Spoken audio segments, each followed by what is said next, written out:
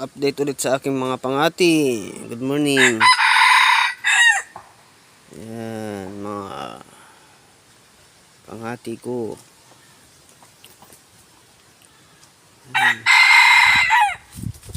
Ito kahapon, nakahuli na to isang bisis. Ayan, mga bago yan. Ayan, bago. Ayan, matanda na yan. Yan yung old. Matagal ng pangati na yan. Update sa akin mga ano.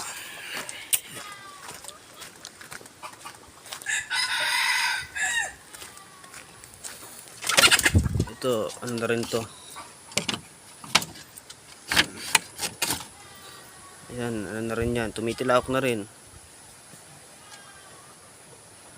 Mga, pwede na yan maipangati sa mga, itong ano, mga April.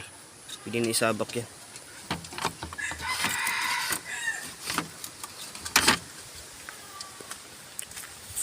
Ito yung kahapon.